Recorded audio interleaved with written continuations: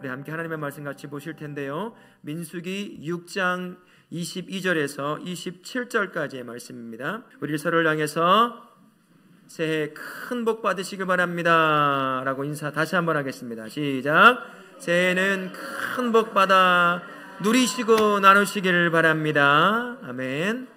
여러분, 풍성한 삶, 머릿속에 이 풍성한 삶을 딱 그려보십시오. 머릿속에 그냥 이 단어를 생각을 들어보면 머릿속에 그려지는 풍성한 삶의 모습이 있을 거예요. 마이크 여러분 끄십시오. 찡어팀 꺼놓으세요. 자꾸 머릿속 움직이는 것 같아요. 머릿속에 딱 떠오르는 게 있어요. 근데 제가 보니까, 저도 한번 생각해 보니까 거의 똑같아요. 그리고 예수님이 그걸 아시더라는 거예요. 누가복음 12장 16절에서 21절에 예수님께서 비유로 말씀하시는 한 사람이 등장합니다. 부자가 등장을 해요. 부자가 농사를 지었는데 정말 그 어느 해보다도 엄청난 수확을 얻은 거예요. 이걸 다 걷어서 창고에 넣어보려고 하니까 도저히 넣을 수가 없는 거예요. 그래서 옛날 창고를 전부 허물어버리고 어떻게 했을까요? 크고 높고 깊고 넓은 새 창고를 지었습니다. 그리고 그곳에다가 자기가 열심히 농사지어서 얻었던 그 채소와 과일과 야채를 전부 모아서 전부 차곡차곡 쌓아두는 거죠. 그에게는, 이 부자에게는 그게 바로 풍성한 삶이었어요. 여러분, 그게 풍성한 삶이 아니에요? 내가 가지고 있는 통장에 인터넷에 딱 들어가 보니까 1년 내에 먹고 놀아도 별 문제가 없네? 5년을 먹고 놀아도 별 문제 없을 것 같은데? 봐봐요. 당장 아멘 나오잖아요. 똑같은 거였어요. 눈에 보여지는 거죠. 만져지는 겁니다. 들려오는 만족감이 이 부자에게는 풍성한 삶으로 다가왔던 거죠. 그러고 나서 이 사람이 자신에게 이렇게 말하더라 라고 예수님이 비유로 말씀합니다. 자신에게 어떻게 말하냐면, 영혼아, 여러 해 쓸 물건을 많이 쌓아두었으니 이제 평안히 쉬고 먹고 마시고 즐거워하자. 여러분, 머릿속에 그려진 풍성한 삶 이거 아니었어요? 나는 풍성한 삶, 모든 거 포기하고 나는 이제 선교지로 나가리라. 이걸 머리로 그린 분 손 한번 들어보세요. 아무도 없어요. 다 모아서 언제 어느 때서도 마르지 않을 만큼 가득 채워놓고, 내 영혼아 이제 평안히 쉬고 먹고 마시고 즐거워하자, 이거였잖아요. 제 말이 틀렸습니까? 틀렸으면 얘기해 보세요. 하나도 안 틀려요. 예수님이 정확히 알고 있던 거죠. 눈에 보이는 풍성함이 영혼의 풍성함까지도 줄 거라고 이 부자는 착각을 하더라라고 예수님이 말씀하신 겁니다. 그리고 나서 누가복음 12장 21절에서 뭐라고 말씀을 예수님이 하시냐면 이렇게 말씀하셔요.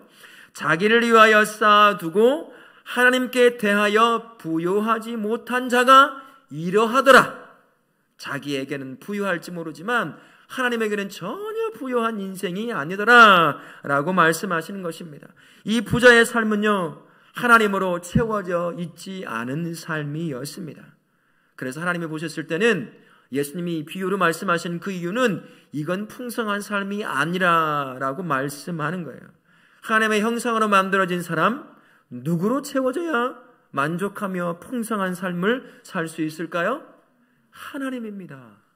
하나님으로 만들어진 사람은 오직 하나님으로만 채워질 때 풍성한 삶, 만족한 삶, 복된 삶을 살 수 있을 줄로 믿습니다. 그러나 이 부자는 그렇지 못했던 거죠. 눈에 보이는, 만져지는, 맡아지는, 들려오는 이 땅의 것으로 풍성한 삶을 착각하고 살고 있었다는 거예요. 하나님의 형상으로 창조된 사람들은요, 하나님으로 채워지고 그 채워진 것에 살아갈 수 있도록 또다시 채워주는 이 땅의 것들로 하나님이 채워주는 것으로 살아갈 때 하나님으로 인하여 그 삶이 평안히 쉬고 먹고 마시고 즐거워할 수 있는 삶, 진정한 풍성한 삶을 살 수 있게 되는 거죠. 이게 성도라고 하는 삶이라 할 수가 있습니다. 예수님이 말씀하고 있는 풍성한 삶과 이 부자가 느끼고 있는 풍성한 삶은 하늘과 땅 차이의 차이를 가지고 있음을 알 수가 있습니다. 성도의 풍성함은요, 이 땅에서 올라오는 게 아니에요. 성도의 풍성한 삶은 어디서 오는 걸까요? 위에서부터 내려오는 거예요. 우리는 위에서부터 내려와 창조된 사람이기 때문인 거죠. 이 땅의 것은 피조된 것들이기에 잠시 잠깐 있다가 언제나 없어져 버려요. 모든 것들이 하나도 남김없이요. 하늘에서 내려온 것만이 영원한 겁니다. 그게 사람 안에 채워질 때 진정한 만족, 진정한 풍성한 삶을 살게 된다라고 말씀을 하시는 거예요. 예수님께서 진정한 풍성함은 이 땅의 것을 모아서 땅에 가두어 두는 것이 아니다. 하늘에서 내려와 채워질 때 그게 진정한 풍성한 삶이다 라는 것을 우리에게 가르쳐 주고 있는 것입니다. 오늘 말씀이요, 바로 성도의 그 풍성함이 어디에서 오는 것인지, 그게 무엇인지 오늘 말씀이 우리에게 가르쳐 주고 있습니다. 우리 하나님이 자신의 형상으로 만들어진 성도를 향해 기본적으로 가지고 있는 생각은 어떤 생각일까요? 복 주시기를 원하는 거예요. 복 받고 살기를 원하시는 것. 그게 저와 우리를 향한 하나님의 한결같은 마음입니다. 우리가 복하면 떠오르는 그 잘못된 생각만 있어서 그러는 거지 전혀 그렇지가 않아요. 복이라고 하는 것은요, 하나님이 내려주시는 겁니다. 그래서 자신의 형상으로 만들어진 모든 사람은 풍성한 삶이라고 하는 복을 항상 누리며 살기를 원하시는 분, 그분이 바로 우리 하나님이시다라는 거죠. 하나님이 자녀에게 내려주시기를 원하는 그 풍성한 삶이라고 할 수 있을 복은 뭘까요? 이 땅에서 말하고 있는 풍성한 삶과 하나님이 내려주시고자 하시는 풍성한 삶의 차이를 조금 알고 있어야 돼요. 그거 어디서 알 수 있느냐?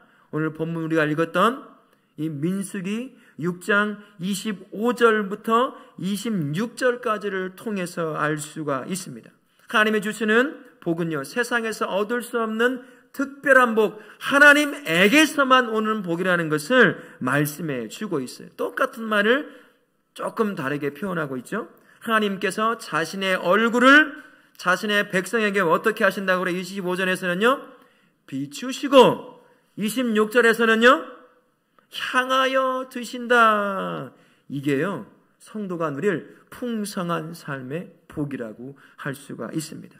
하나님의 얼굴이라고 하는 것은 이런 의미를 갖고 있어요. 그분의 성품, 하나님의 성품, 그리고 그분의 인격. 하나님의 얼굴, 그것이 우리를 향해 비추어지고 보여질 때, 그때 성도는 진정한 풍성한 삶을 살 수 있다라고 말씀하시는 것입니다. 하나님의 얼굴이 어디를 향하고 있느냐에 따라서 때로는 생명과 구원과 기쁨을 줍니다. 때로는요, 절망과 죽음으로 다가올 수도 있어요. 어떨 때 그럴까요? 하나님의 얼굴이 우리를 향하여 비추어지고 우리를 향하여 들려질 때, 그때 성도에게는 무엇이 임하느냐면 생명이 임해요. 구원이 임합니다. 기쁨이 임하는 거예요. 근데 하나님의 얼굴이 돌아서고 가로막힌다. 그러면 그 인생에는 절망과 죽음만 있게 된다라는 것입니다. 그래서 성도에게 하나님의 얼굴의 방향이라고 하는 것은요, 자녀의 풍성한 삶의 열쇠가 된다라는 것입니다. 우리 하나님이 우리를 바라봐 주셔야 한다는 거예요. 성도를 바라봐 주셔야 되고요, 자녀를 바라봐 주셔야 돼요. 살아계신 하나님이 내 인생을 바라볼 때 그 인생을 향하여 생명을 허락해 주시는 겁니다. 구원을 허락해 주시는 거예요. 그런데 그 하나님의 얼굴이 어느 날 내 삶에서 막힌다, 되돌아서 있다, 그 삶은 절망이요 죽음이다 라고 할 수가 있는 것이요. 우리 하나님은 나의 인생을 딱 바라봐 주시면 무슨 의미겠어요? 나를 사랑하신다는 의미예요. 하나님이 얼굴이 있을까요? 영이신 그분이? 없죠. 얼굴이 있다고 하더라도요, 사람은 바라보면 죽을 거예요. 우리가 알아들을 수 있도록, 내가 너를 생각한다, 내가 네 인생을 바라보고 있다, 그 말씀을 하시는 거예요. 한 영혼의 인생, 한 사람의 인생을 전능하신 하나님이 바라볼 때 그 인생의 생명과 구원과 기쁨이 임하기 시작하는 겁니다. 그래서 생명이 있는, 구원이 있는 인생이기에 모든 풍성한 삶의 기초를 완전히 가지고 있는 인생이 되는 거예요.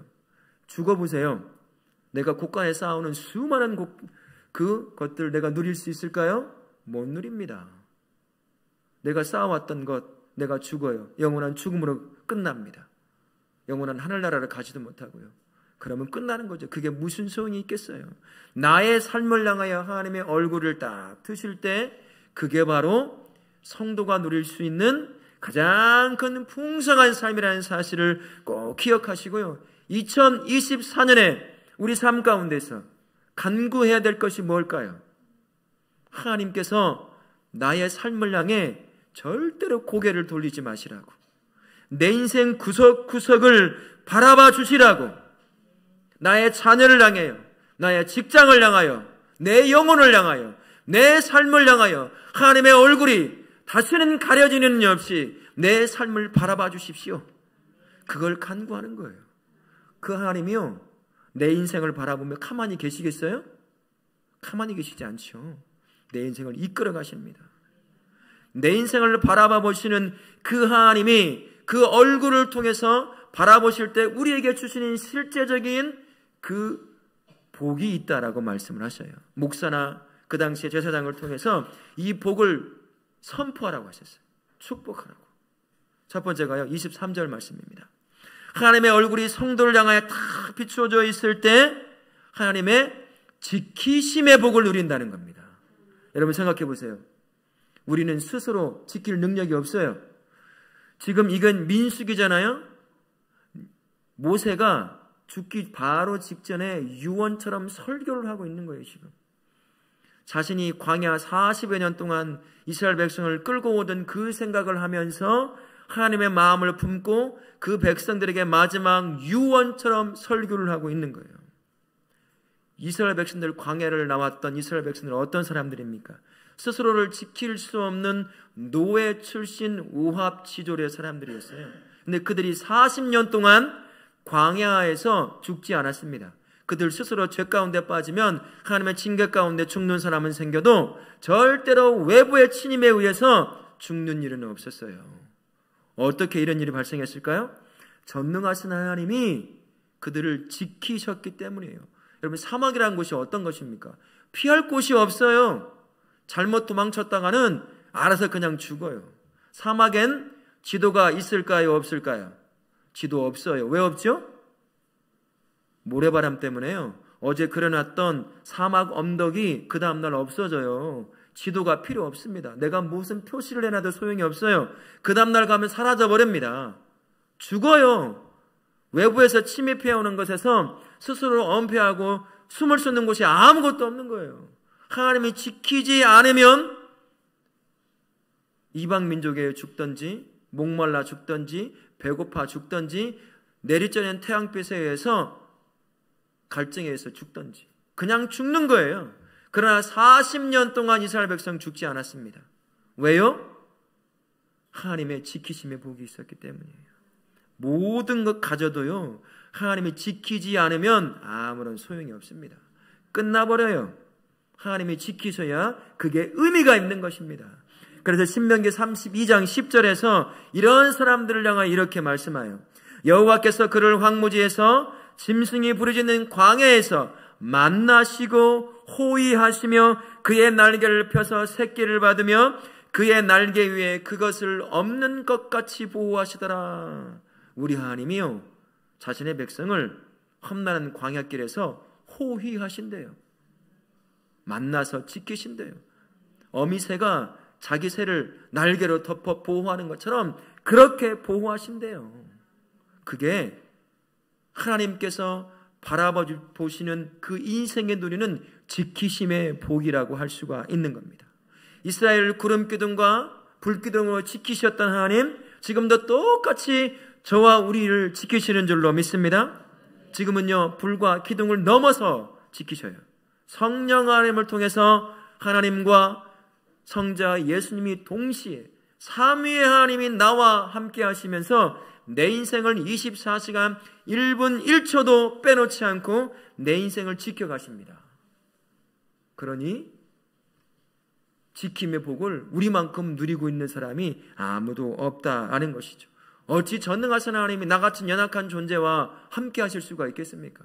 우리를 얼마나 사랑하시면 함께 하시면서 우리의 인생을 모든 것을 지켜내신다라고 말씀을 하시는 거죠. 이 땅의 생명을 지키는 것뿐만 아니라 이 땅의 생명이 영원한 생명과 연결될 수 있도록, 끊어지지 않고 연결될 수 있도록 지켜나가시는 것. 이 땅의 생명을 다하면 예수님이 없는 사람들은 영원한 죽음으로 갈 수밖에 없지만, 성도는, 하나님의 지키심을 받는 성도는 어떨까요? 이 땅의 생을 다하면 영원한 생명을 누리는 삶으로 우리가 가게 되는 거예요. 하나님이 지키시니까 말입니다. 그게 성도라는 것을 기억하십시오.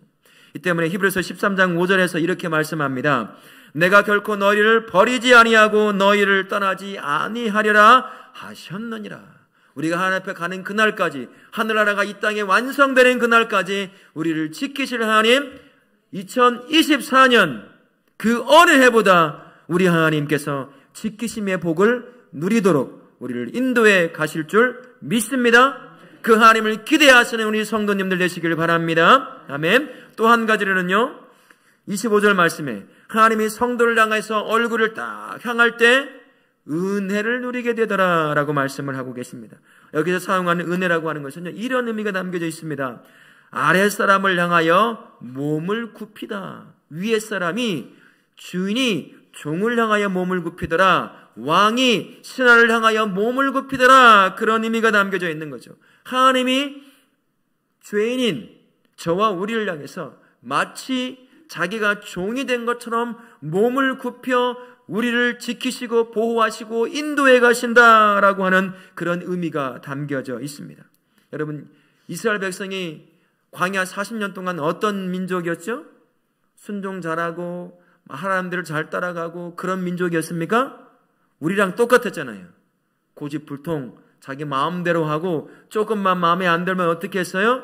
원망하고 돌을 들어 모세를 쳐 죽이려고 하고 아론을 쳐 죽이려고 하고 하나님을 원망했습니다. 심지어 우리가 애굽의 시대가 더 나았다라고, 우리를 애굽으로 데리고 가라 라고까지 말할 정도의 그런 고집불통 불신을 몸에 배고 살았던 사람들, 그 사람들입니다. 죽어도 싼 사람들이에요. 그런데 하나님께서 은혜 가운데 마치 종처럼 몸을 굽혀 그 불신의 민족을 끝까지 가나안 땅까지 이끌어 가셨어요. 40년 동안 한 번도 놓치지 않고요. 그게 은혜라는 것이에요. 그게 은혜라는 것입니다. 신명기 29장 5절에 이렇게 말씀합니다. 주께서 40년 동안 너희를 광야에서 인도하셨거니와 너희 몸의 옷이 낡아지지 아니하였고 너희 발의 신이 어떻게 됐다고요? 헤어지지 아니하였더라. 그 40년을 광야를 돌고 도는데 옷도 헤어지지 않은 거죠. 신발도 헤어지지 않은 거예요. 그 어떤 해도 받지 않는 인생, 그 삶을 살았던 민족, 그게 바로 이스라엘 민족이라는 거예요. 수시로 불신하고 원망하고 돌을 들어 모세를 아론을 쳐 죽이려고 했던 그 고집불통 민족에게 끊임없이 하나님이 은혜를 베푸시니 그들이 끝까지 40년을 살아낼 수 있었다는 것입니다. 그 하나님 지금도 마찬가지요. 다르지 않습니다. 죄로 말미암아 죽을 수밖에 없는 저와 우리에게 자신의 몸을 굽혀 이 땅에 가장 낮은 자로 내려오셨습니다. 그리고 십자가를 통해 죽으시고 우리를 구원해 내셨어요. 마치 죄인의 모습처럼, 종의 모습처럼 내려오셔가지고 저와 우리를 구원해 내신 것입니다. 작년에 구원의 은혜를 베푸셨던 것처럼 올해도 똑같이 우리를 향하여 하나님은 구원의 은혜를 넘치도록 부어주실 줄로 믿습니다. 죄인을 향해 목숨을 내려놓는 그분이 우리를 향해 구원의 은혜를 주시지 않겠습니까? 그 어느 해보다 오늘 2024년에 구원의 은혜를 간구하시는 우리 성도님들 되시길 바라겠습니다. 그래서 에베소서 2장 4절과 5절에 이렇게 말씀합니다.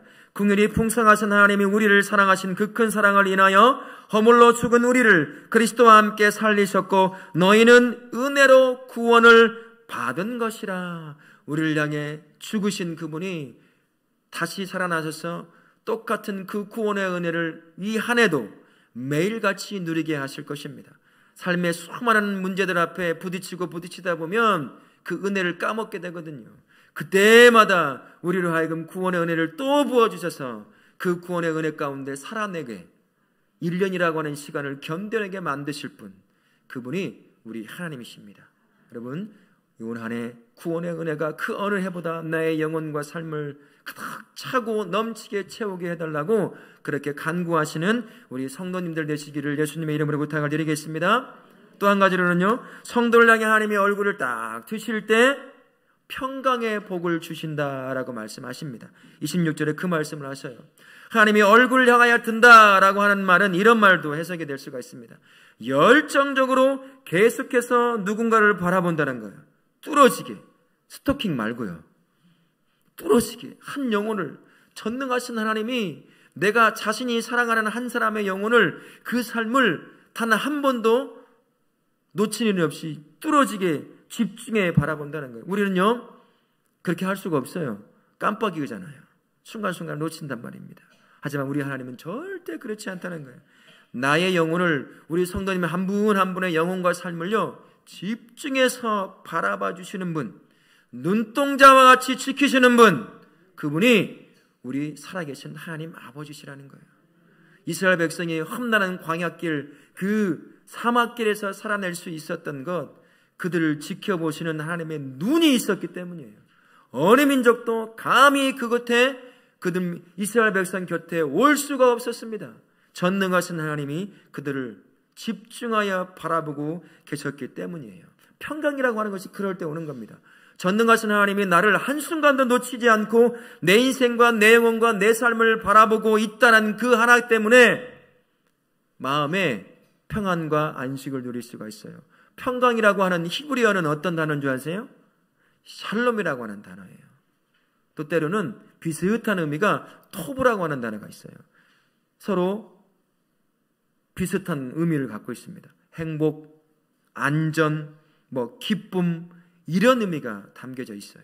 내가 행복하려고 하고 안전하려고 하고 기쁘려고 한다면 내가 어떤 상황에 놓여 있어도 마음이 평강이 있어야 하지 않겠습니까?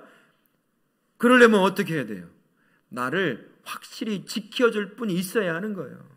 내 인생을 놓치지 않고 바라봐주며 집중해서 바라보며 이끌어갈 수 있을 그 어떤 시각이 있어야 한다는 거지요.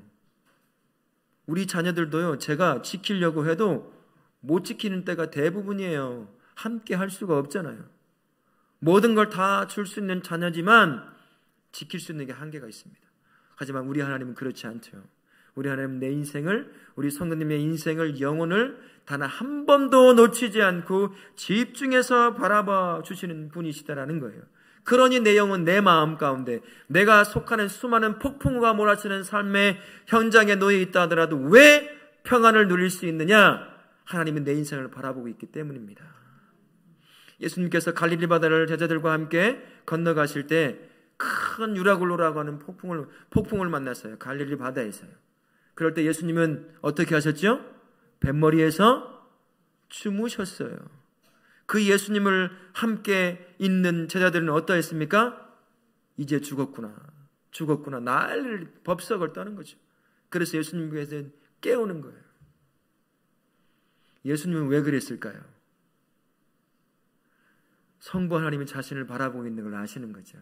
죽지 않는다는 걸 아는 겁니다. 그런데 제자들은 모르는 거죠. 우리 하나님이 올 한 해 여러분의 인생, 저의 인생, 여러분의 삶을 살아가는 모든 걸음걸음을 친히 바라봐 주실 줄로 믿습니다. 눈동자처럼 지키실 뿐만 아니라 단 한순간도 놓치지 않고 여러분의 인생을 바라봐 주실 거예요. 그러니 삶을 살다 보면 만날 수많은 폭풍과 같은 상황들 있을 겁니다. 그때 평강을 누릴 수가 있다라는 겁니다. 그러니 내 인생을 향하여 하나님 얼굴을 돌리지 마십시오. 그 어느 상황이라도 주님께서 내 인생을 바라봐 주십시오 라고 그렇게 간구하실 수 있기를 바랍니다. 사도 바울이 골로새서 1장 20절에서 이렇게 말씀하셨어요. 그가 그의 십자가의 피로 화평을 이루사 만물 곧 땅에 있는 것들이나 하늘에 있는 것들이 그로 말미암아 자기와 화평하게 되기를 기뻐하심이라. 이제 예수 그리스도를 통해서 하나님 아버지와 우리가 화평을 누리는 존재가 되었습니다.